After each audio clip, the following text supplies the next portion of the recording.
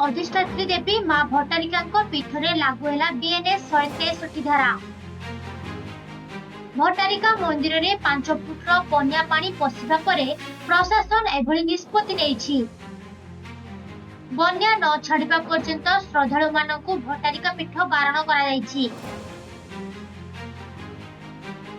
लगाण वर्षा जोगु नदीर जलस्तर वृद्धि पाइबारु बड़म्बा गड़जातर अधिष्ठात्री देवी मां भट्टारिका पीठरे गर्भगृह बन्या जल प्रवेश करिछि।